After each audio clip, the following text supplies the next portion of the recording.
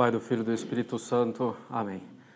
Pai nosso que estais no céu, santificado seja o vosso nome, venha a nós o vosso reino, seja feita a vossa vontade, assim na terra como no céu. O pão nosso de cada dia nos dai hoje, perdoai as nossas dívidas, assim como nós perdoamos os nossos devedores. Não nos deixeis cair em tentação, mas livrai-nos do mal. Menino Jesus de Praga, Nossa Senhora das Dores, São Pio V, São Pio X, do Pai, do Filho e do Espírito Santo. Amém.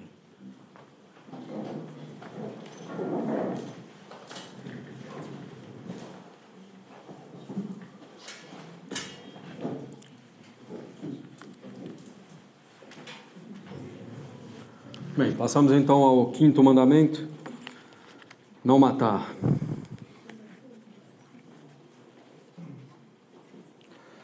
Bem, então, causar morte ou lesão física de alguém por ação própria, participação, instigação, conselho, consentimento ou silêncio. Ele diz causar morte ou lesão física de alguém, supõe que seja um inocente, né? Com relação a nós. Matar, evidentemente, é um pecado grave, né?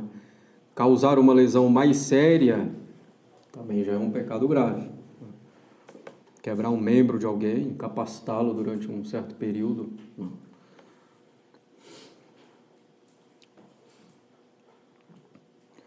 Além disso, dependendo, eu preciso também restituir os prejuízos, né, que a pessoa tem. Quebrei um braço de uma pessoa, ela é marceneira, vai ficar 2 meses sem trabalhar, então eu tenho que pagar para a pessoa. Bem, então, a lesão pode ser grave ou leve, dependendo de qual é essa lesão, né, das consequências dela. Evidentemente, é lícito matar em legítima defesa para deter um injusto agressor quando não há outro meio. Um injusto agressor quando essa agressão é um bem também proporcional à vida da pessoa. Então, se alguém vem me matar, posso me defender. Se o modo de me defender não tiver outro modo a não ser matando a pessoa, posso matá-la sem problema. Faz parte, inclusive, do direito natural. O que nunca se pode fazer é matar um inocente.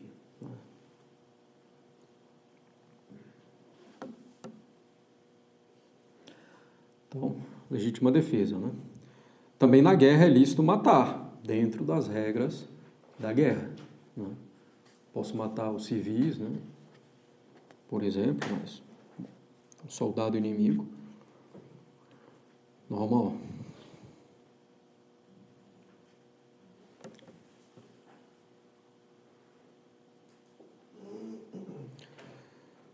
Também a pena de morte é lícita, né? É admissível. Porque é uma legítima defesa da sociedade como um todo.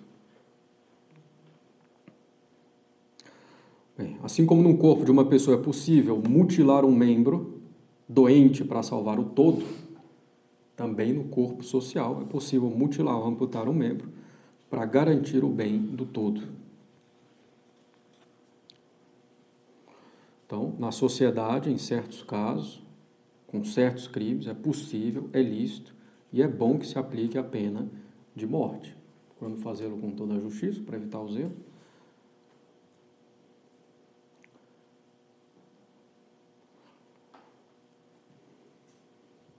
Não se trata de olho por olho, dente por dente, mas de uma pena justa, né?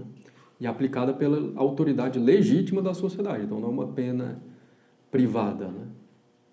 Não, é autoridade legítima, um devido processo, né, que é feito. Lembrar que a pena para um criminoso, ela tem 2 aspectos.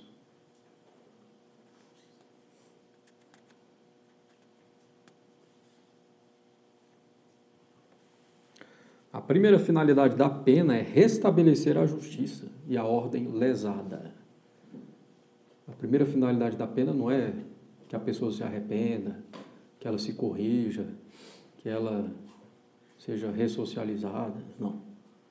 A primeira finalidade da pena é restabelecer a justiça lesada pelo crime cometido por aquela pessoa.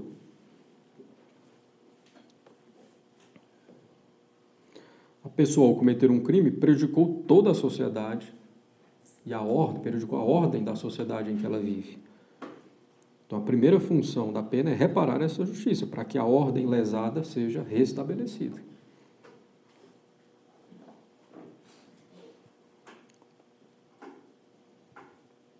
Depois é que vem o arrependimento do criminoso, né? E uma pena, então, o aspecto medicinal da pena, né? Primeiro o aspecto da justiça, depois o aspecto medicinal.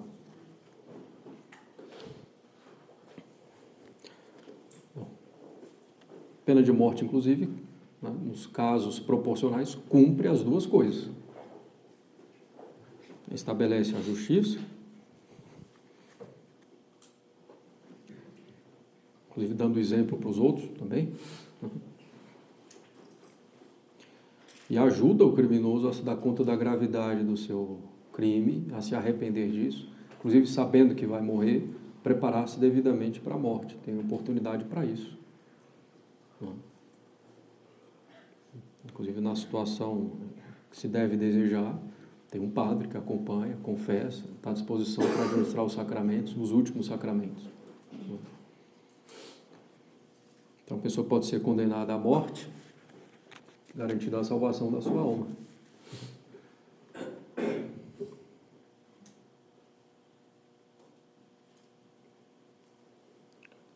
Então, Nosso Senhor nunca se disse contra a pena de morte. Você viu o bom ladrão, falando para Nosso Senhor, falando dele, bom ladrão, e do mau ladrão, ele diz, é justo que estivéssemos aqui. E Nosso Senhor não diz, não, é injusto vocês estarem aqui na cruz sofrendo pelos crimes de vocês. Não, é justo que estivéssemos aqui. Bom, para Nosso Senhor não, né? Mas para os dois ladrões, sim. Nosso Senhor não diz nada contra aquela pena do ladrão. Nosso Senhor diz a Pôncio Pilatos, quando Pôncio Pilatos diz que pode, né, ter o poder de condená-lo à morte, ou então de livrá-lo, Nosso Senhor diz, nenhum poder teria se não lhe fosse dado do alto. Então é um poder que vem de Deus, que pertence à autoridade da sociedade, que é uma autoridade que decorre da lei natural, né? Então da própria natureza tal como criada por Deus, né?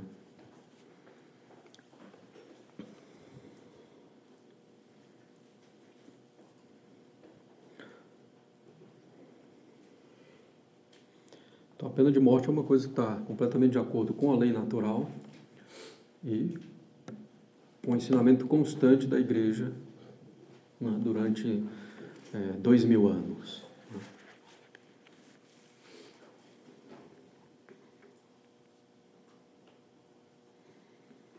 Hoje, alguns dizem, hoje já tem outros meios, que não a pena de morte, para neutralizar, digamos assim, o mal, né, que alguém cometeu um grande crime traz para a sociedade.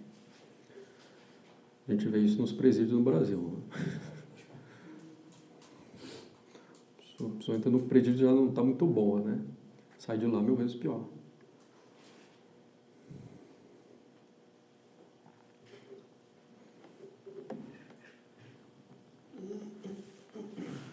Bem, então, nesses 3 casos é possível matar, né?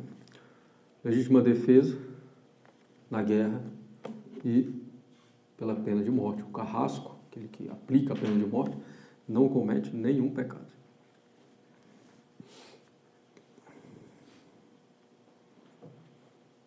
Claro, não é para fazer por crueldade, etc., mas por justiça, cumprindo seu dever para com a sociedade, né? Só para deixar claro, né? Por exemplo, uma outra situação seria, teve um naufrágio,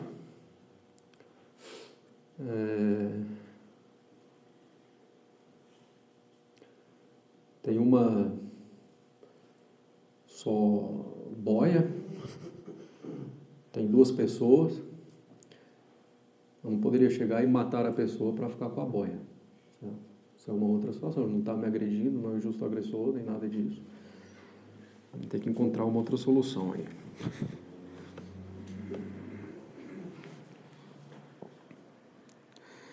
Bem, ter a intenção de matar alguém, ainda que não o mate, né, mas é um pecado interno, já tratamos disso. Né? Claro que é grave. Bem, assassinato. Realizar um aborto. O assassinato de alguém que ainda está no ventre da mãe, indefeso. Existe então uma malícia ainda maior, né? É o mais frágil, que mais precisava de proteção, se tira a vida dele. Né? Depois o pessoal fica fazendo associação entre pena de morte e aborto. Né? Não, a pena de morte é um passo para o aborto, etc. Tem nada a ver uma coisa com a outra. Quem tem um pouco de lucidez é contra o aborto e é a favor da pena de morte. Porque um é inocente, o outro é gravemente culpado. Bem, o aborto continua ainda com a pena de excomunhão. Né? Se a pessoa sabe que existe essa pena, pratica o aborto, e o aborto vem à sua conclusão, né? Realmente o aborto ocorre, existe ainda a pena de excomunhão. O Papa não tirou essa pena, né? Um tempo atrás teve essa agitação, o Papa tirou a pena de excomunhão do aborto, não tirou coisa nenhuma. Ele simplesmente deu a todo padre agora o poder de perdoar isso. O que na prática já se fazia, porque eram os bispos, né, que podiam tirar essa pena de excomunhão, mas os bispos tinham a faculdade de dar esse poder aos padres. Praticamente todos os bispos davam a todos os padres na sua diocese. Então,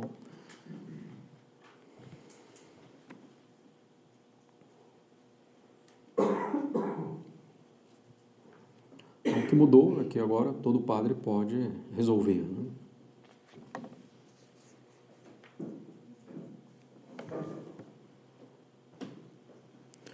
Então, um pecado gravíssimo, não é? O pecado de aborto, em qualquer momento da gestação.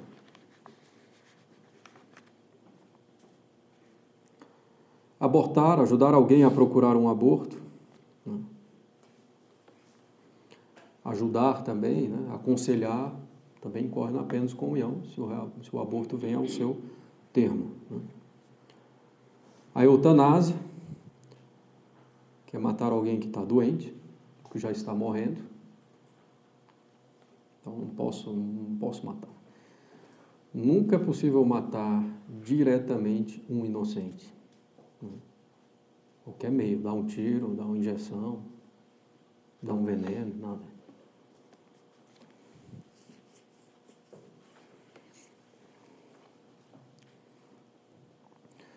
É um pecado também retirar os meios ordinários para um paciente terminal ou moribundo. O que são os meios ordinários? Em primeiro lugar, nutrição e hidratação. Né? Então, isso nunca se pode tirar de um paciente terminal. Nunca posso tirar os meios ordinários. Há uns 10, 12 anos, não sei, teve um caso famoso de uma americana chamada Terry Schiavo, que estava em coma, em estado vegetativo há anos, né? E uma decisão judicial permitiu que se desligasse justamente aquilo que a mantinha em vida, né? Aquilo que a alimentava e a hidratava. Isso daí não se pode fazer nunca. Agora, os chamados meios extraordinários, manter os aparelhos de respiração, etc. Existe uma obrigação estrita, depende de alguns fatores. Depende da possibilidade daquilo ter algum fruto real. Tem que ver também se manter esses aparelhos está causando um sofrimento enorme, com pouca chance de sucesso, sem previsão de melhora. Então é preciso considerar bem, analisar moralmente. Né? Em alguns casos não existe obrigação de manter os aparelhos funcionando, são considerados meios extraordinários. Certo?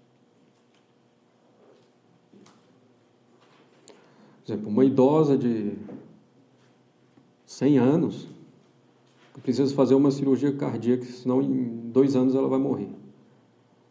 Bem, ao fazer a cirurgia, ela terá um grande risco de morrer.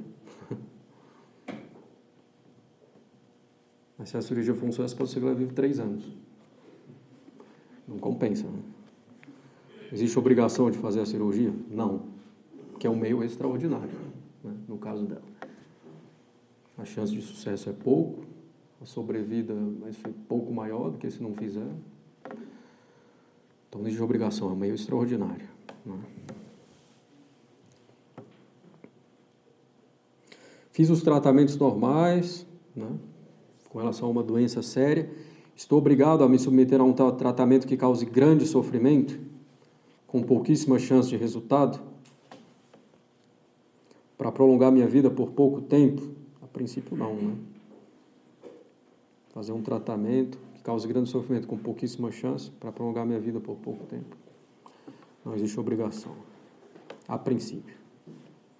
Se a pessoa dessa vida tem uma grande importância, aí pode ser que ela deva procurar mesmo esse meio extraordinário, entendeu? Uma pessoa muito importante para o bem comum. Bem.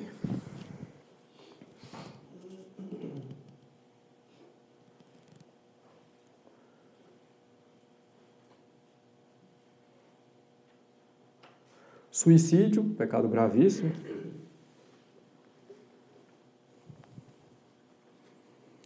Que não resolve nada nem para a pessoa que o comete, nem para os que ficam. Além, claro, da ofensa a Deus. Bom, tem casos de suicídio que a pessoa está realmente doente, fora de si, né? Já não tem mais o uso da razão. Aí é outra história, né? Não é um ato voluntário.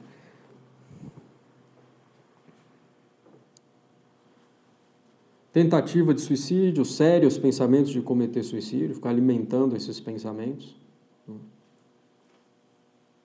Então, às vezes pode vir um pensamento, se eu morresse, etc. Se a pessoa afasta logo, uma coisa passageira e combate. Pode ser que não seja nenhum pecado, um pecado venial, mas se a pessoa vai alimentando esses pensamentos graves, evidentemente tem um pecado mortal.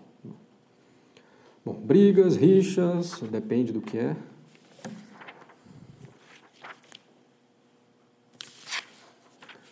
Ódio ao próximo. Então, se realmente se trata de ódio, é um pecado grave. Não confundir esse ódio com uma pequena aversão, um sentimento passageiro, né? Trata-se aqui de um ódio alimentado, não combatido. Desejo de vingança, pode ser grave ou leve, dependendo do que é essa vingança.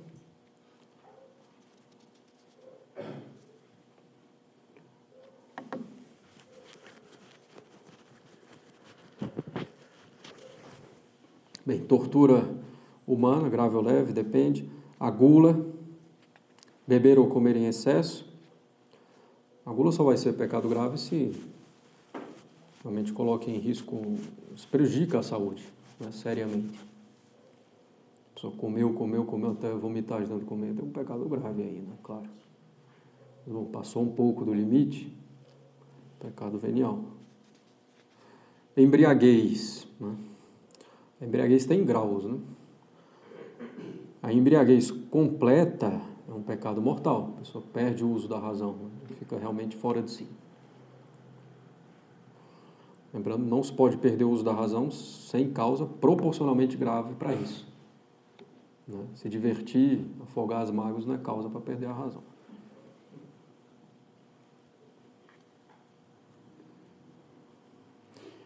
Se não tiver anestesia, o único modo é embriagar-se para fazer uma cirurgia. Poderia ser.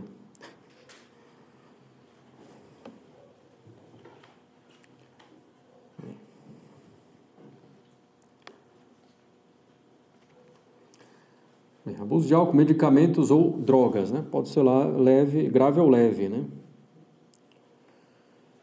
A questão das drogas, né? Bom, a gente mede primeiro o quanto essa droga vai fazer perder a razão, né? Quanto mais fizer perder, mais grave ela é. Depois, bom, certas drogas podem rapidamente causar lesões neurológicas, etc. Então, já vai complicando ainda mais a gravidade, né? Ou então viciam muito mais facilmente. Além disso, bom, ao comprar a droga, se favorece todo um sistema de pecados em série, né? Toda uma rede criminosa. Então, vamos liberar as drogas, né? Não. Vai ser o caos.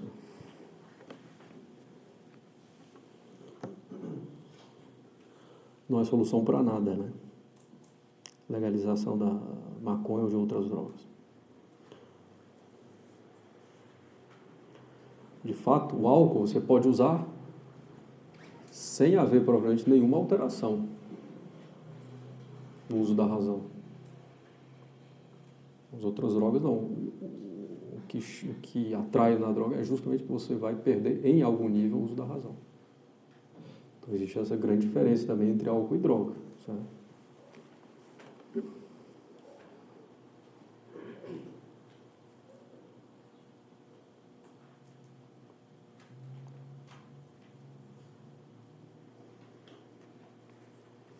Então, bom, por todas essas circunstâncias, a princípio, o uso de drogas é algo grave.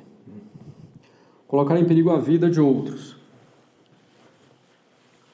Por exemplo, beber de forma a ficar alterado e dirigir, né? Dirigir muito rápido. Então, se realmente colocar a vida de outro ou de si próprio em perigo, é um pecado grave. Colocar em risco a própria vida ou membro de um corpo sem razão suficiente. Você vai fazer acrobacias arriscadas. Né?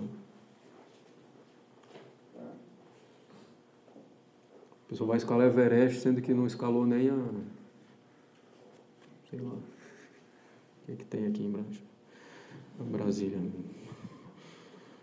Não, seria imprudente, né?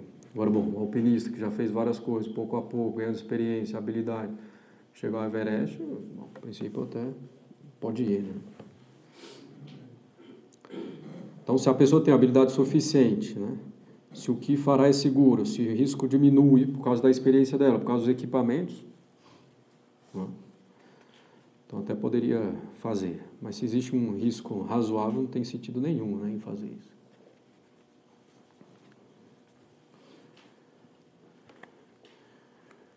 Tem uma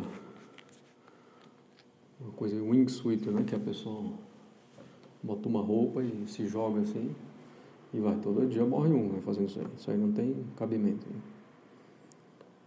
Para dar um exemplo. Bom, descuida em deixar expostos venenos, drogas perigosas, armas, etc. Que outras pessoas possam pegar e fazer mau uso. Né? Na medida do perigo, pode ser grave ou leve. Mutilação do corpo pode ser grave ou leve, dependendo do que é mutilado. Para mutilar, para a gente tirar uma parte do corpo, né, ou mudar a definição de uma parte do corpo, a princípio é preciso que essa parte esteja doente, né, e colocando em risco o todo do corpo. Né. A pessoa está com gangrena, se não amputar a perna, vai ter infecção generalizada, então se faz isso. Né.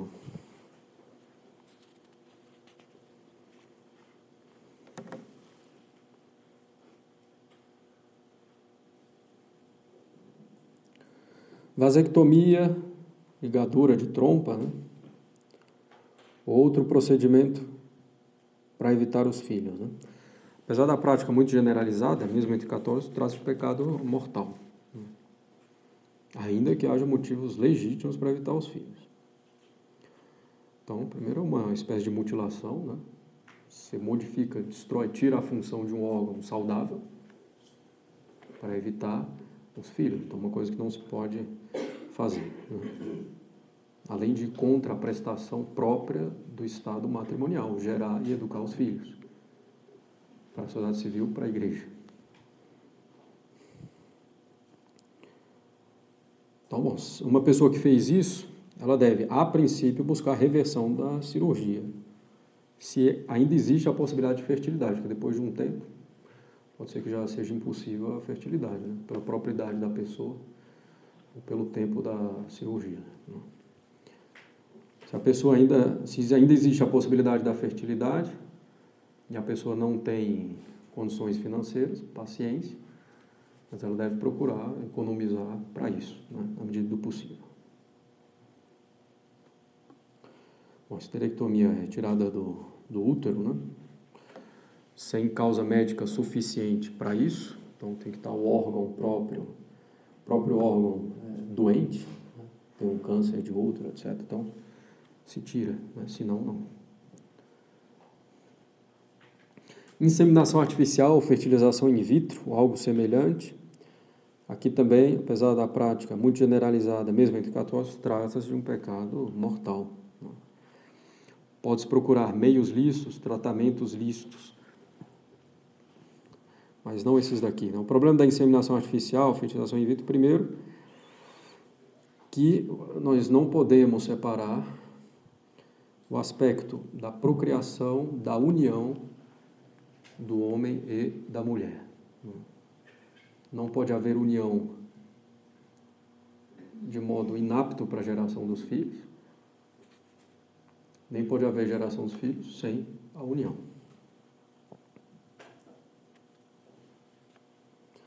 Além disso, tem outros vários problemas nesses métodos, né? Em geral, produzem vários outros embriões que ficam guardados, que servem para experimentos, que ficam congelados. E são vida humana, né? Então, não há proporção entre o desejo, né, da paternidade e da maternidade, embora muito legítimo, não há proporção entre esse desejo e as consequências gravíssimas que advêm do uso desses métodos. Né? Também contra o quinto mandamento, não matar, pesquisas científicas e morais e suas aplicações, que o Padre Marcos vai detalhar no curso de bioética.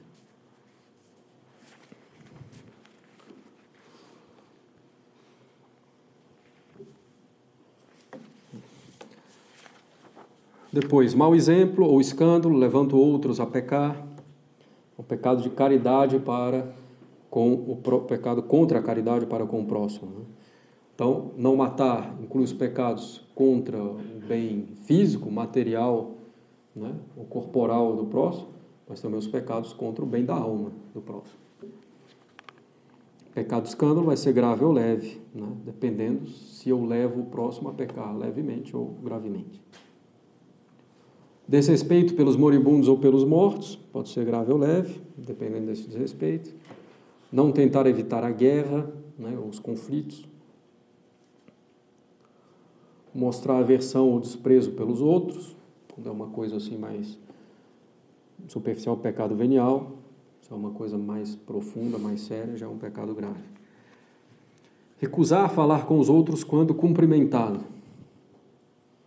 Nós somos obrigados a cumprimentar as pessoas quando somos cumprimentados. Né? Deixar de cumprimentar alguém, assim, de propósito, né? Um inimigo meu, uma pessoa que me fez muito mal, passa e diz bom dia, não por ironia nem nada, mas bom dia mesmo, por educação, eu sou obrigado a responder. Se eu não faço, é até um pecado mortal, porque isso demonstra um ódio para com a pessoa.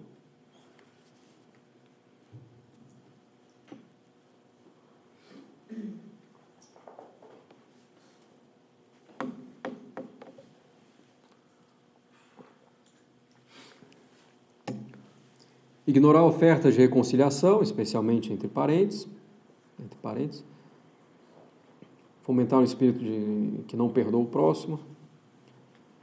Zombaria e escárnio, né? Ficar zombando de defeitos do próximo a ponto de levá-lo à ira. Pode ser um pecado grave ou leve.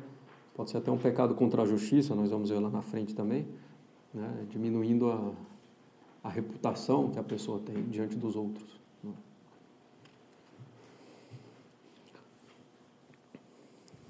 Então, não ficar com brincadeiras que desagradam o próximo, que o irritam, né? O que o diminuem diante dos outros. Os insultos para com o próximo, pode ser grave ou leve, né? Essas zombarias pode ser grave ou leve também. Ações ou palavras irritantes. Vou fazer tal coisa para irritar aquela pessoa. Primeiro que já é um pecado, você está levando a irritação a pessoa de propósito, né? Está levando a pecar, a pessoa a pecar de propósito. Pode ser grave ou leve. Se eu sei que uma coisa provoca gravemente alguém a ira, né? Pecado grave. Tristeza pela prosperidade alheia. Se chegar a ser uma tristeza pelo progresso espiritual, É até um pecado contra o Espírito Santo, a gente viu. Uma coisa grave, né? Às vezes pode ser que eu veja o próximo prosperando, né? Me vem um sentimento de tristeza, mas se eu combato imediatamente com a razão, rezando, né? Então, pode ser simplesmente uma tentação sem pecado algum. Né? Vai ser uma tentação sem pecado algum. Contrário também, alegrar-se pela miséria alheia. Pode ser grave ou leve, dependendo dessa miséria. Né? Se eu me alegro com algo que é uma miséria grave do próximo, é um pecado grave. Bom, a inveja, de um modo geral, que a gente vai ver mais na frente. Comportamento tirânico, né? Com relação aos inferiores, querendo que todos façam simplesmente a minha vontade, não me preocupando com o bem deles.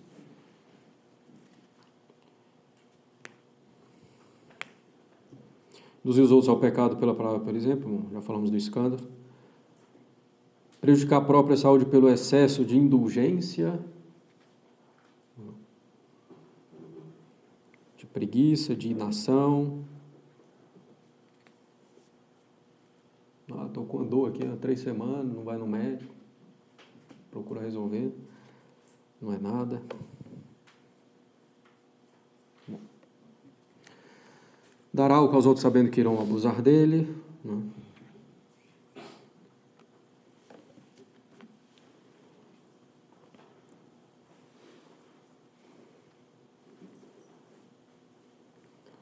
Por exemplo, uma pessoa é dona de um restaurante, sabe que um cliente sempre abusa da bebida, poderia até recusar vender. Bom, não sei legalmente como é que funciona isso aí, mas moralmente pode e deve, ainda que contra a lei.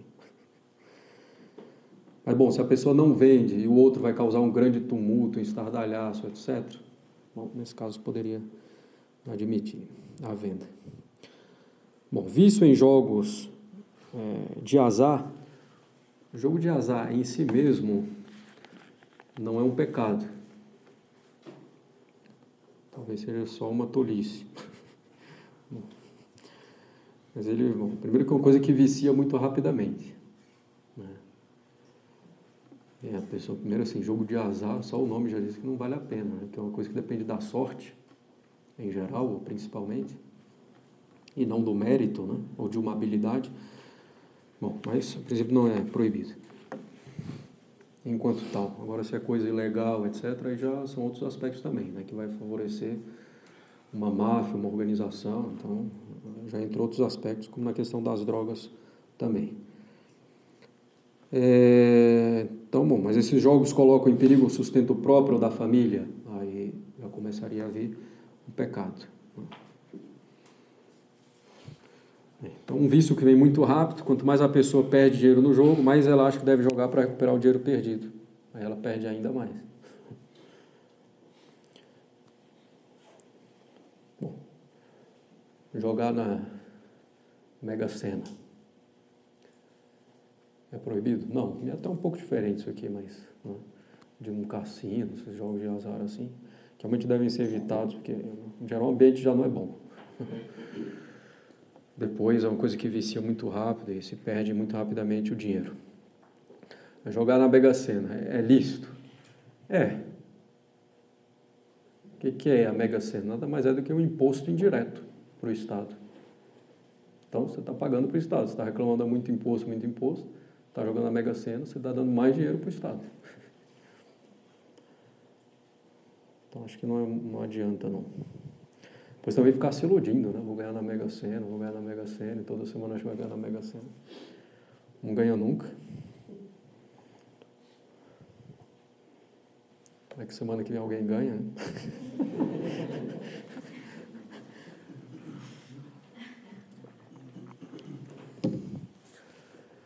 Bem, tomar contraceptivos, que podem ser ou não abortivos, né? Lembrar que essas pílulas contraceptivas do dia seguinte ou não, hoje são abortivas, né? Lá no início, quando surgiu a pílula, não era abortiva, era só contraceptiva, mas tinha muito efeito colateral pela combinação dos hormônios.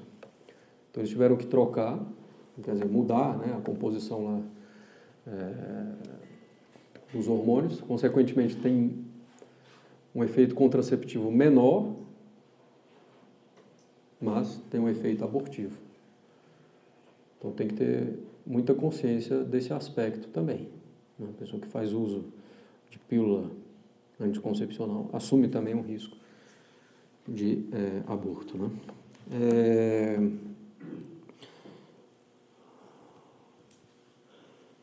Então é um pecado mortal, né? Usar essa pílula como contraceptivo, apesar de ser uma prática generalizada, mesmo entre católicos. Né?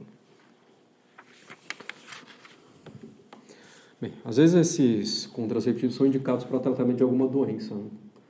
Por algum distúrbio hormonal, etc. Algo nesse sentido. E aí? Bom, se a pessoa não é casada e leva uma vida casta, a princípio não tem problema. Né? Embora os efeitos colaterais também sejam relativamente sérios, né? Não são coisas tão divulgadas, mas de vez em quando a gente vê, até mesmo nos jornais, etc., algumas consequências sérias, em particular a trombose, né? Dá nas mulheres por causa do uso anticoncepcional.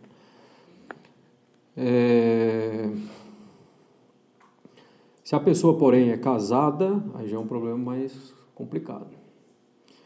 Primeiro é preciso ver se a doença justifica o uso do contraceptivo, se é uma coisa séria, se não tem outro meio, né? Se é uma coisa realmente necessária. Se realmente é necessário, o que a pessoa vai ter que fazer? Vai ter que, tomando o contraceptivo, utilizar o método natural para evitar o perigo de aborto. Né? Bem, em todo caso, é preciso procurar um padre de boa consciência que poderá orientar melhor no caso concreto. Né? Uso de métodos profiláticos, né? Ou de barreira para evitar a gravidez ou doença sexualmente transmissível. Mesma observação do pecado precedente. Algum desses meios, né, são também abortivos. Né? O DIU, em geral, é abortivo.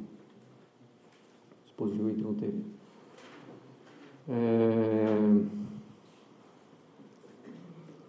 Utilizar os métodos naturais, né, Billings, para evitar filhos possuindo uma mentalidade contraceptiva ou sem ter motivos justos para isso.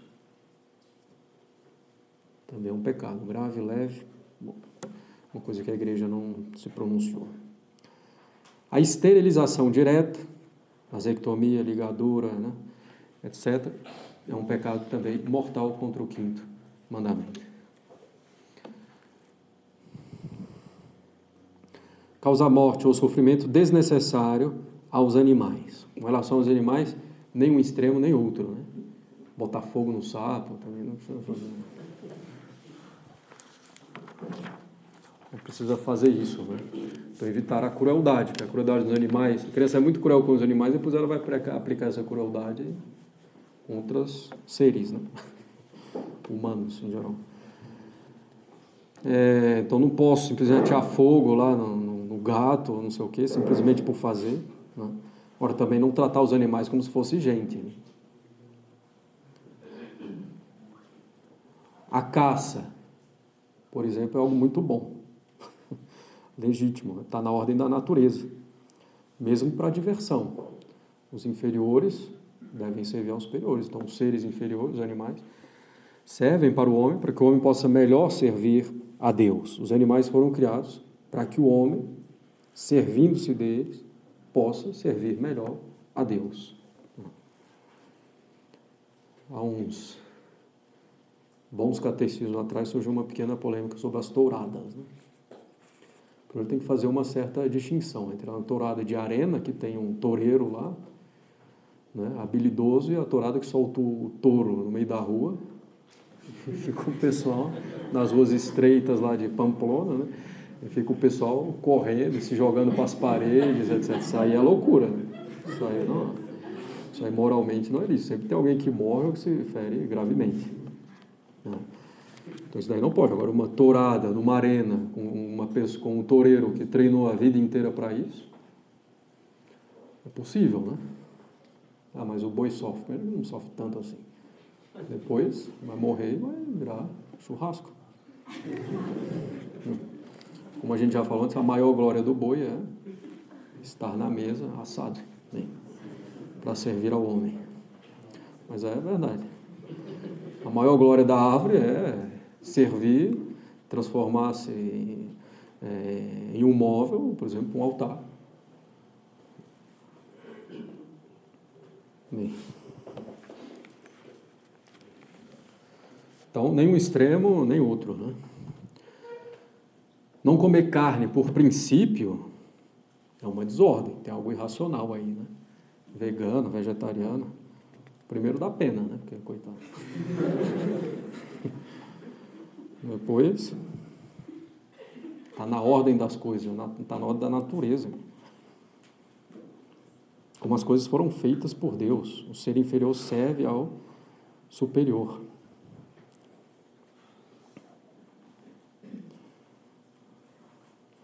Eu coloquei no texto aqui exemplos do seminário, eu não lembro o que é isso. Exemplos do seminário. Não, mas, bom, não chegou nesse extremo, não.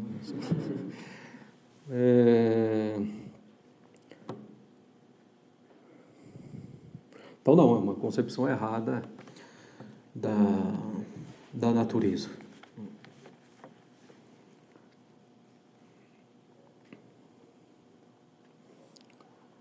Bom, não comer carne por penitência é outra coisa. Primeiro que você reconhece que é bom comer carne, você está fazendo a penitência, você está se privando de algo bom. Aí já é outra perspectiva.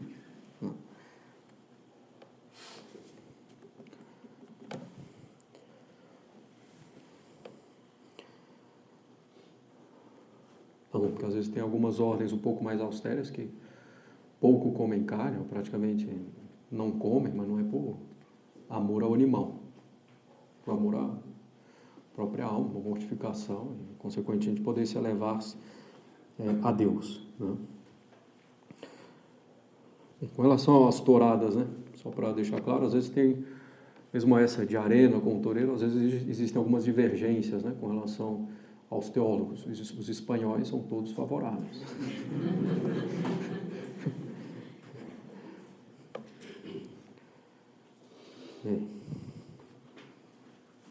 Não, porque a tourada também traz lições de virtudes, né? O toureiro que está lá no meio tem que ter uma certa coragem, pelo menos. Né? Depois, justamente, é um duelo do ser racional, dotado de inteligência, contra um ser irracional muito mais forte. Né? Bom, de vez em quando ocorrem acidentes, né? Mas é uma coisa relativamente rara. Né?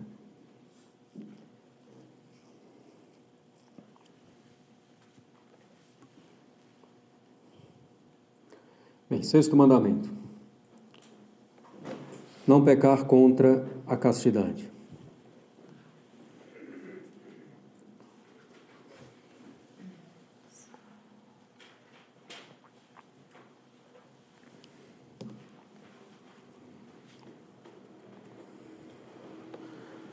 Bem, só um parêntese já desde o início. Até o normal para uma pessoa confessar, né? Seria ela dizer já o seguinte, né? Bem, confessei há tantos dias, há um mês, recebi a absolvição, né? Cumpri a penitência, comunguei, e sou casado, ou sou um padre, sou um religioso, sou uma religiosa, né? Ou então sou solteiro, isso não é uma coisa evidente, porque alguns pecados mudam de natureza ou gravidade, ou mesmo número, dependendo do estado de vida da pessoa. Uma pessoa que é casada comete um pecado contra a castidade, tem dois pecados, um contra a castidade e outro contra a justiça. Somente o cônjuge tem direito a esses atos, né? Somente o cônjuge tem direito com relação a esses atos, né? Então, uma injustiça com relação ao cônjuge. Então, por isso que às vezes o padre vai perguntar, é solteiro, casado, para ter uma ideia das coisas.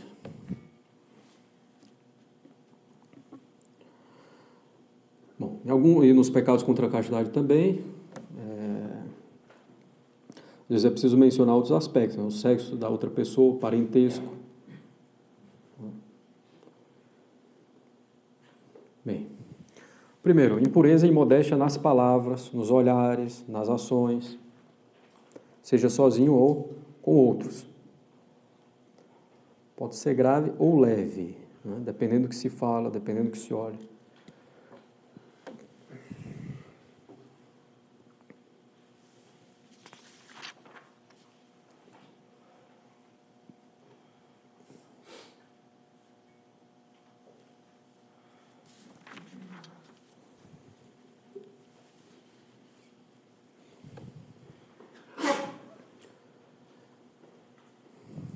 Bem, com relação aos olhares, né? Bem, depende. Primeiro, esse olhar é de curiosidade ou de malícia, né? Se for realmente por malícia, aí já é um pecado mortal. Se é uma coisa mais por curiosidade, tem que ver. A coisa que está olhando provoca mais seriamente ou não, né? Quanto tempo durou esse olhar? Uma coisa, olhei, tirei, etc., né? Seria uma coisa que tenderia a ser venial. Se é uma coisa que provoca já mais seriamente, demorei um pouco mais o olhar, então a chance de um pecado grave é maior.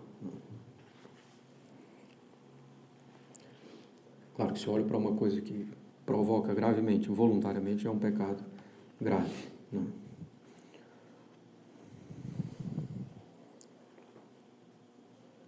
Então está lá na internet, surgiu alguma coisa lá impura, seriamente. Se eu já tirei imediatamente, não tem pecado nenhum, né? Se surgiu de um modo completamente inesperado. Mas se eu já vou demorando em meu olhar, aí já começa a haver um pecado, né? Bem, cantar ou ouvir piadas sujas, falar ou ouvir, né, consentindo coisas indecentes ou com duplo sentido, depende da gravidade do que se conta, do que se ouve voluntariamente.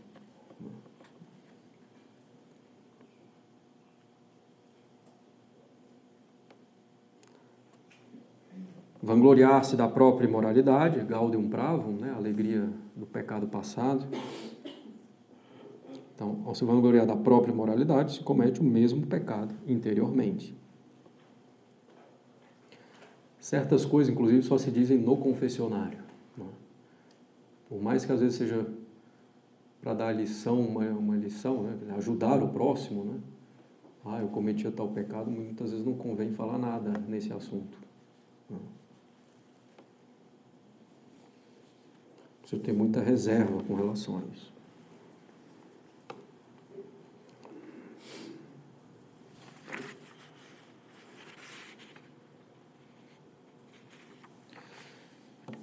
Bem, nas palavras aqui, só para voltar, né? A questão dos palavrões, né, também. Então, um palavrão, propriamente dito, de fato é um pecado. Pode ser grave ou leve, dependendo até da baixeza disso daí. Aqui no Catecismo Católico Popular, ao tratar do assunto, ele cita um santo, agora não vou me lembrar o nome, mas que diz justamente, é impossível ter uma vida pura quando se falam palavras impuras, né? Porque ou essas palavras já vêm do coração, da alma da pessoa, de como ela vive, ou falando as coisas, ela vai se encher disso e vai viver assim, é evidente, né? Então é preciso ficar bem atento com relação aos palavrões para falar e também para ouvir, né?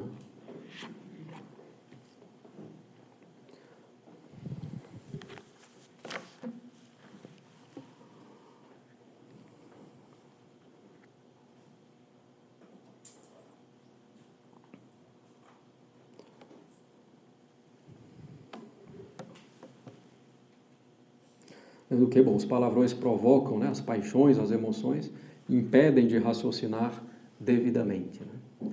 Inclusive, existe uma contradição entre fazer filosofia e ficar utilizando palavrões constantemente.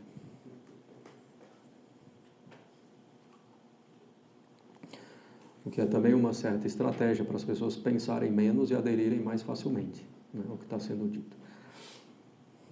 Vou achar legal. Bem, utilizar roupas imodestas, né? A gravidade depende da roupa.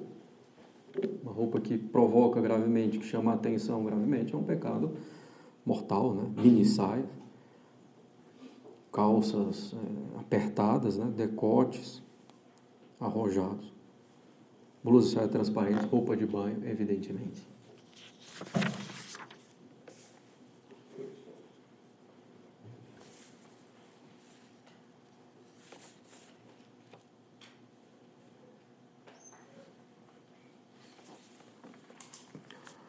Bem, comprar, bom, de qualquer forma, assistir, né, programas de TV, filmes, séries, né, ou então ler livros, revistas, outras coisas indecentes, né.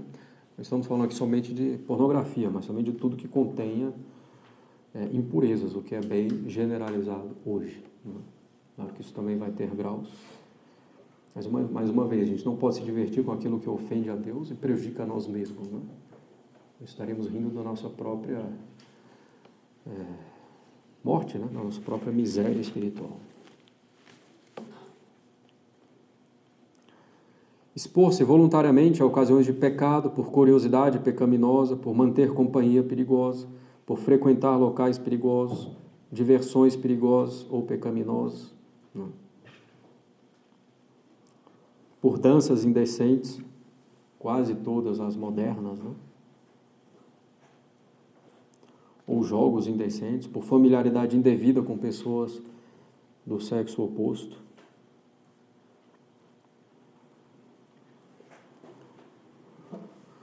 Com relação à dança, né? Existe uma dança que não seja indecente? Existe, né? Hoje tem pouca coisa que pareça decente. A dança ela pode ser imoral nela mesma, pelos movimentos, pelos gestos, pela proximidade com a outra pessoa.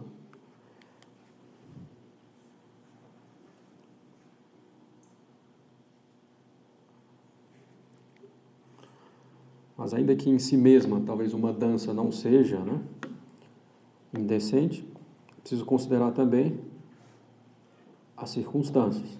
Quem está presente, que música, onde se dança, com que intenção. Né?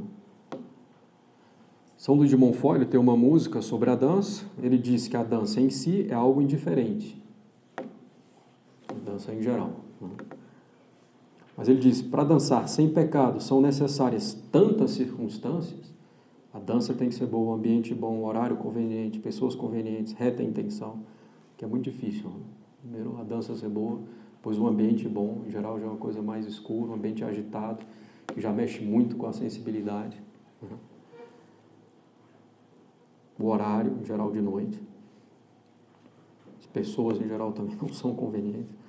Então, ele diz, para dançar sem pecado são necessárias tantas circunstâncias que é quase impossível dançar sem pecado.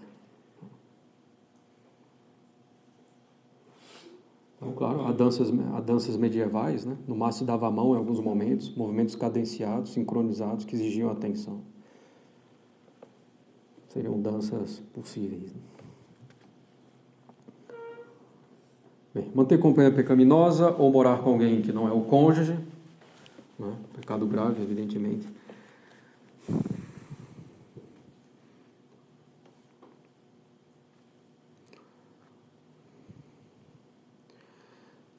Ser tentação nessa matéria para outros, pelo modo de falar, de se comportar, de se vestir ou insinuando-se, grave ou leve, dependendo do que é feito, né?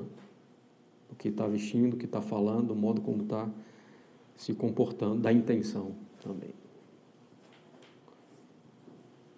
Ouvir música cuja letra é indecente, cujo ritmo favoreça a sensualidade, pode ser grave ou leve, né?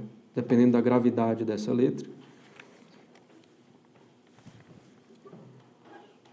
Bem, o pecado chamado solitário, né? O pecado da masturbação, pecado mortal, não é lícito nem se for para fazer exame, etc. Não. Fornicação, que é o sexo consumado antes do casamento. Né? Prostituição, evidente, bom, tudo isso aqui é gravíssimo. Né? Sodomia, né? Prática do homossexualismo, pecado gravíssimo, pecado que clama aos céus por vingança, como falamos. Preciso distinguir, porém, entre um ato e uma inclinação. A inclinação é uma desordem, mas não chega a ser provavelmente um pecado, né? A pessoa que tem alguma inclinação é preciso remediar, guardando a castidade, evitando toda expressão exterior disso, né? No modo de vestir, no modo de gesticular, de falar, etc.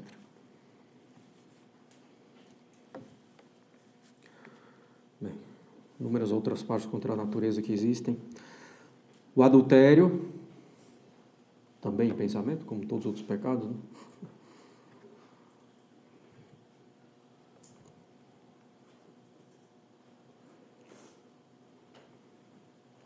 Então, lembrando, né, um pecado contra a castidade cometido por alguém casado é um duplo pecado, né?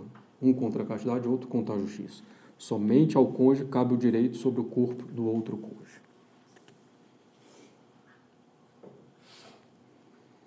Bom, aqui tem até o divórcio também, que é um pecado grave, né? O divórcio aqui é quando a pessoa considera que se rompeu o vínculo, né? Porque às vezes, né, pode haver uma separação legítima de corpos em situações sérias, né, graves, que a igreja considera.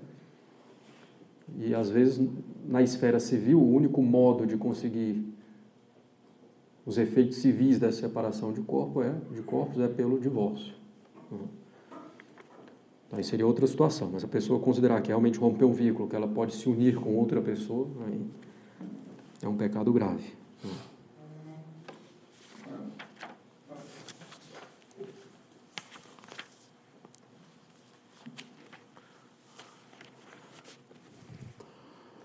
Bem, poligamia, né, ou poliandria, um homem mais de uma mulher mais de um homem. Incesto, né, entre parentes, abuso sexual, estupro, tudo isso aqui gravíssimo, né? Um beijo sensual já é também um pecado grave, inclusive definido pela igreja. Estamos falando aqui do beijo entre pessoas não casadas. Carícia ou preliminares fora do contexto do matrimônio ou dentro do contexto do matrimônio, sem serem ordenadas à consumação do ato conjugal natural e com perigo de poluição. Então, quem pode mais, pode menos. Então, se marido e mulher podem fazer o ato conjugal, pode também ter carícias preliminares. Sobretudo se elas são ordenadas à consumação do ato, né? A consumação ordenada do ato, de modo apto para a geração dos filhos.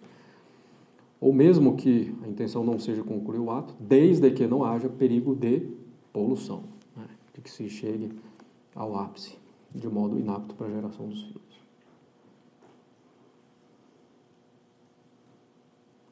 Então, carícia ou preliminares,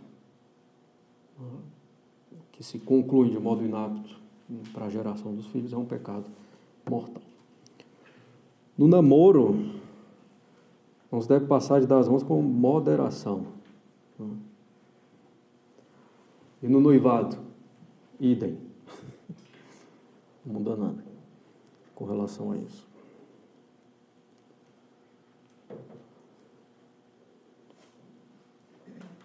Ato conjugal consumado de modo inapto à procriação, pecado grave.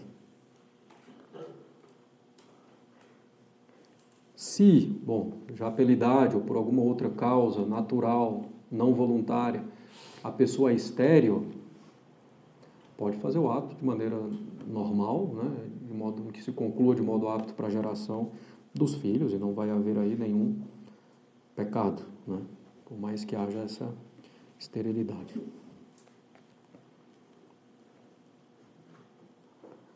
Negar o débito conjugal sem razão realmente legítimo para tanto, já vimos isso. As danças está aqui de novo, não sei porquê. Bem, namoro sem tomar as devidas precauções para guardar a pureza e a fé. Bem, com relação à fé, o que é o namoro? É uma preparação para o casamento. Então, começar a namorar tem que ter em vista o casamento. Primeiro, com relação à fé. Então, vai procurar como namorado alguém católico. O rapaz vai procurar uma moça católica, a moça um rapaz católico. evitar o seguinte, né? Vou namorar a moça, né? O rapaz, tanto faz aqui. Tá, a moça diz, vou namorar um rapaz protestante, aí eu vou tentando convencer ele a se converter. Né? Isso aí não funciona, espere ele se converter primeiro, depois começa a namorar. Né? Então, não, um grande perigo para a fé é começar a namorar alguém que não tem a fé católica. No principal, que a religião, vai haver discordância. Né? Ou depois a pessoa vai ali, na época do namoro, né? Quer agradar, quer casar, aí cede um pouco, cede aqui, dá grande esperança, depois casa e não tem mais nada. Abandona tudo. Bem, a igreja não chega a proibir um casamento entre um católico e um não católico, mas é preciso a dispensa do bispo. Às vezes, infelizmente, se concede muito facilmente, né? Mas deveria ser uma exceção da exceção por um motivo sério, porque é um perigo realmente grave para a fé. Do católico, depois dos filhos também, vai ser o caos, a educação deles, muito difícil. Né? Embora o cônjuge não católico, anteriormente ele tinha que reconhecer, quer dizer, ele tinha que permitir que o cônjuge católico educasse na fé católica. Hoje, simplesmente, ele reconhece que o cônjuge católico tem a obrigação de educar na fé católica. Não quer dizer que ele vá deixar.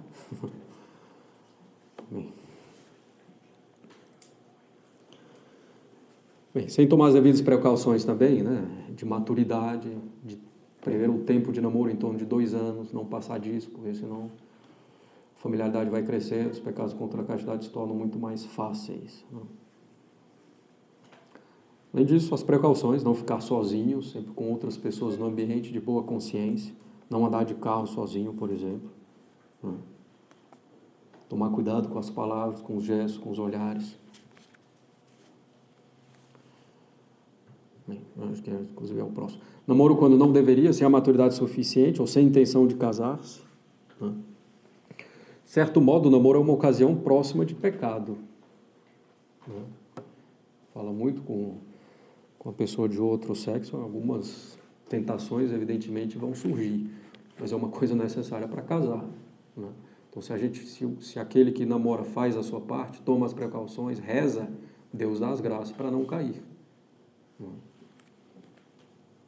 Bem, então, o correto é começar o namoro quando já tiverem visto um casamento em breve, né, dentro de 2 anos.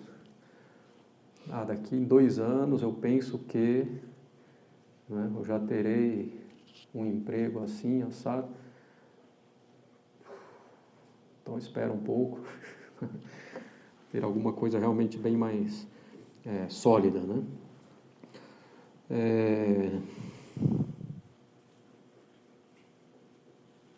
Também precisa ser milionário, né, para casar. Não é essa a questão, não, mas ter o mínimo de condição para começar uma vida e poder ir avançando, né, ao menos. Bem, com relação a alguns locais perigosos, né, que a gente mencionou, evitar locais perigosos, etc. Um deles, por exemplo, são banhos públicos, né, praia, piscina, em clube, ou piscina mesmo numa casa. Né? A igreja tem critérios claros com relação a isso. Né? É possível tomar banho na praia? É. Calma lá. Com 3 condições. Companhia não mista, então que não se misture homens e mulheres, trajes decentes e local reservado. Então, se tiver companhia não mista, tem lá só homens ou só mulheres, trajes decentes, que não são os trajes de banho atuais, mesmo entre só homens e só mulheres. Isso é importante, né? Essa falta de pudor, mesmo que seja entre o mesmo sexo, né? Isso daí, evidentemente, causa um prejuízo para a alma e leva à difusão das práticas contra a natureza também, né? Do homossexualismo. Então, companhia não mista, trajes decentes e local reservado, então que outras pessoas não estejam vendo, olhando, etc. Né? Então, se encontrarem uma praia assim, tudo bem. Em geral, se a praia não tem gente, é porque tem algum perigo lá, tubarão, as correntezas, etc. Mas é possível, né, sei lá, fazer uma trilha só com os rapazes, achou lá uma cachoeira, o pessoal entra lá com blusa e bermuda, etc. Seria possível. Né? Esse aqui não é invenção, esse aqui eram os bispos era o texto do Sínodo do Rio de Janeiro, certo?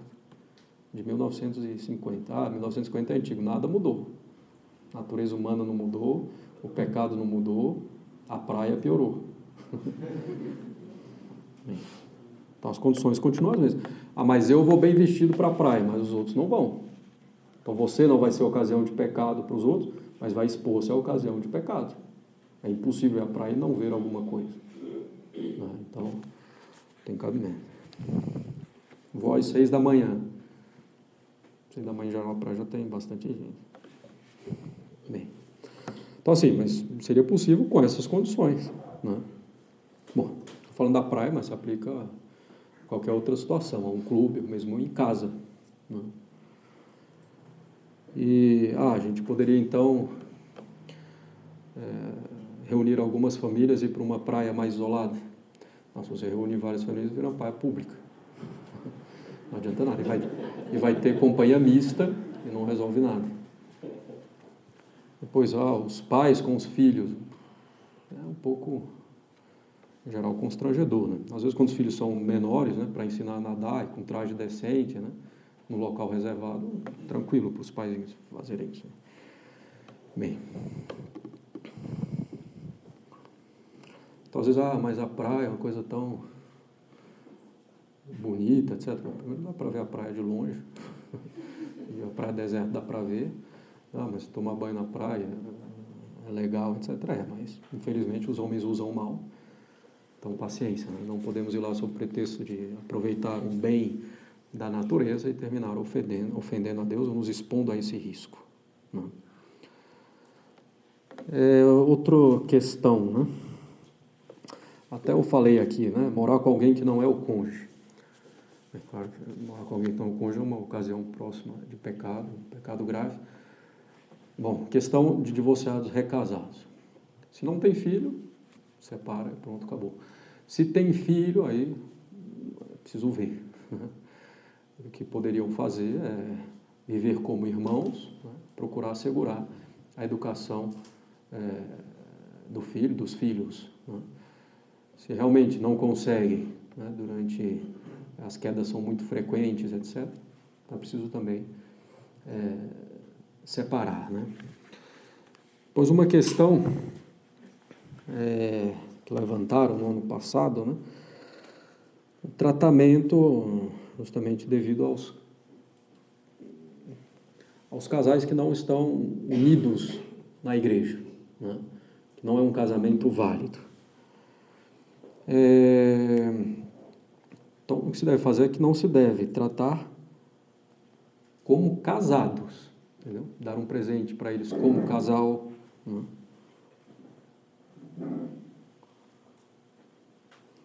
É evidente que todo contato não se pode evitar, em certos casos nem é aconselhável, né? Para tentar ajudar mesmo a esclarecer a situação.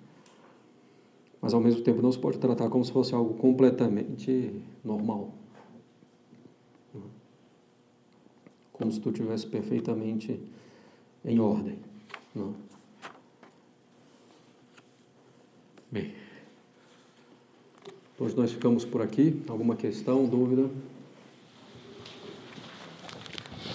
Diga. Em relação à eutanásia, o senhor falou, né, que assim, em relação a pessoas, por exemplo, pacientes que só sobrevivem de equipamento respiratório. Sim. Nesse caso, seria lícito desligar os aparelhos? Sim, dependendo da situação, né? Como eu expliquei.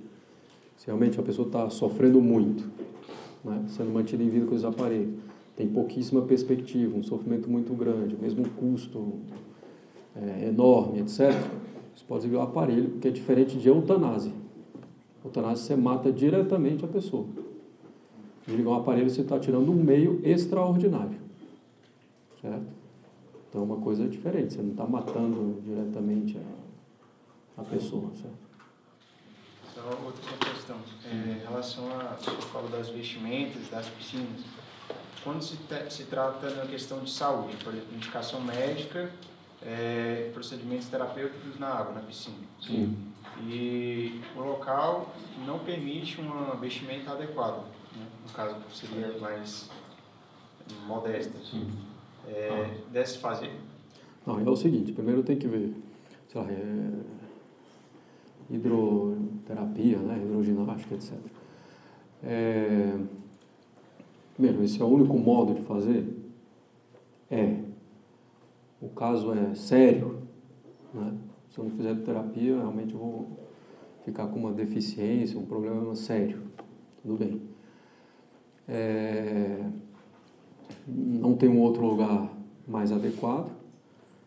Eu posso ir? Posso, procurando fazer a minha parte. Se eu puder me trajar de um modo mais decente, primeiramente eu me trajo. Depois, as outras pessoas vão estar lá, expostas, etc. Mas é uma certa ocasião necessária em virtude disso, né? Tem que haver uma proporção entre o bem que vai fazer isso, tem que ser uma coisa séria, para a seriedade é que eu vou me expor, certo? Eu tenho que fazer a minha parte, rezar, mortificar os sentidos, né, os olhos, etc. E, a princípio, Deus vai dar as graças, que é uma coisa necessária, né? Procuro também, se não tem um ambiente mais tranquilo, etc. Se ainda assim eu continuar caindo, aí, se ainda assim eu cair, né? Caiu uma vez, eu tento de novo, etc. Caiu de novo, aí tem que parar. Vale mais entrar no reino dos céus sem um olho, né? Que com os 2 olhos entrar no inferno. Então assim, mas a princípio pode tentar com todas essas precauções, fazendo a própria parte, rezando, se preparando para isso, e se há causa proporcionalmente grave. Vou me expor a uma ocasião grave de pecado? Tem que ser uma causa grave para isso, uma necessidade grave. Quando se trata do bem para o outro, no caso? Sim, Não, aí também, sim. Tem certas profissões em que tem que se expor a ocasiões certas ocasiões de pecado, né? Mesmo um médico, por exemplo, às vezes tem que se expor a isso, mas se ele faz realmente profissionalmente, né, com uma boa consciência, tendo realmente a intenção, rezando, se preparando para isso, né? Então também não teria problema. Sim. E quanto a esportes radicais, que é o senhor deu o exemplo do alpinismo? Sim. Depende, primeiro, do esporte em si radical, né? Porque apesar de radical, se ele tem uma certa segurança, para quem tem habilidade para isso, né? E os casos de morte são raros, né? Você poderia fazer. Agora, como eu falei, né? Aquele lá que você veste uma roupa assim e se joga lá, aí bate na montanha, isso aí não tem jeito. Então assim, a pessoa tem, se com a habilidade dela, se com os equipamentos de segurança, né? O perigo de morte não é tão próximo, quer dizer, é um perigo remoto, então não teria problema. Se é um perigo grave, simplesmente pela satisfação de fazer o esporte, isso é uma desordem completa, né? Então, brinquedos de parque de diversão seria uma desordem. Se for no Nicolante, eu não recomendo.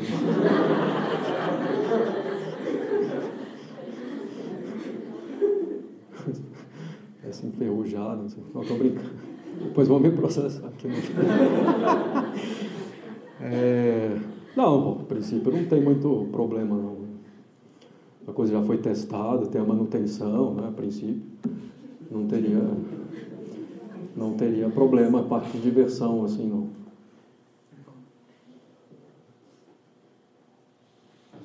É lícito um católico ser testemunha de um casal que vai casar só no civil e não permite? Primeiro, assim, o católico, é até bom já abordar essa questão também. O católico só pode assistir a um casamento, a princípio, só pode assistir a um casamento válido. O que é um casamento válido? Entre batizados católicos na igreja, ou entre protestantes que sempre foram protestantes, que não foram batizados na igreja, e que admitam a insolubilidade, a fidelidade e a questão da geração dos filhos, certo? Ou ainda entre pagãos, desde que eles aceitem essas coisas também. O que, digamos, bem impossível, né, na prática. Então, a princípio, isso. Ainda mais se for um batizado católico casando no civil, esse casamento não existe, né? Então, eu não posso ser testemunho de uma coisa que não existe, na verdade, diante de Deus. Então, não. Então, a princípio, a gente não deve ir a um casamento que não é válido, certo? E é curioso porque quanto mais próximo da pessoa, maior o dever de não ir. Porque maior o nosso dever de caridade para com a pessoa e dizer que tem um problema. Bom, é uma situação delicada que vai existindo cada vez mais. É preciso deixar claro que não é nada pessoal contra a pessoa. Então você faz uma carta, escreve, dizendo que está lá disposto a ajudar tudo que ela precisar, etc. Mas ir lá, né, para apoiar, demonstrar a sua alegria como união que diante de Deus não existe, é complicado. Bom, poderia ir um casamento inválido em situações muito específicas, né? Deixando, assim, a princípio, mais ou menos claro a sua posição, para quem interessa, para também não haver possível escândalo e assim, se houvesse realmente uma grande confusão, uma grande cataclisma pela sua ausência, né? Mas o princípio é esse, se pode ir um casamento válido. O que é um casamento válido? Alguém que foi batizado católico só casa validamente na igreja católica. Certo? O primeiro ponto é esse. Depois, um casamento entre pessoas que sempre foram protestantes. Pode ser válido? Pode, desde que admitam indissolubilidade, fidelidade, geração dos filhos. E mesmo entre pagãos, pessoas que nunca foram batizadas, pode haver um casamento válido, que não vai ser um sacramento, né? Desde que admitam também essas propriedades do matrimônio. Sim. O senhor falou das touradas lá na Espanha, aí eu lembrei um pouco quando os romanos colocavam lá os guerreiros para lutar contra os animais.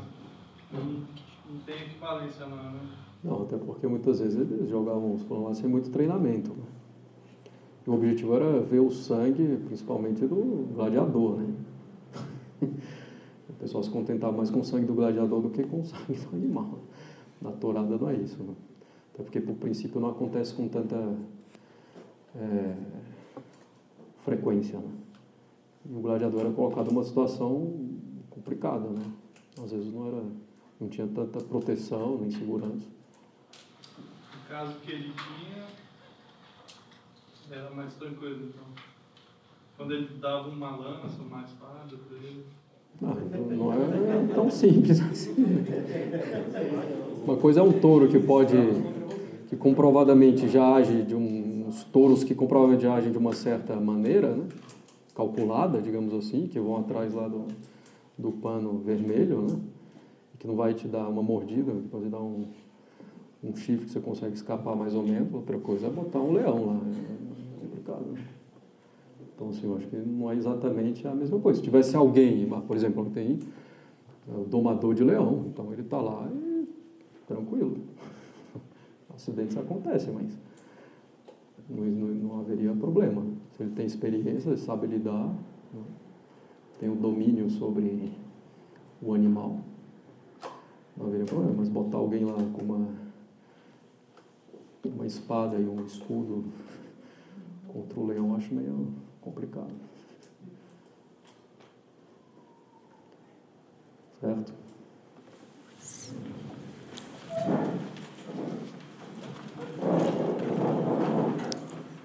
Pai, do Filho e do Espírito Santo. Amém. Ave Maria, cheia de graça, o Senhor é convosco, bendita sois vós entre as mulheres, bendito é o fruto do vosso ventre, Jesus. Santa Maria, Mãe de Deus, rogai por nós, pecadores, agora e na hora de nossa morte. Amém.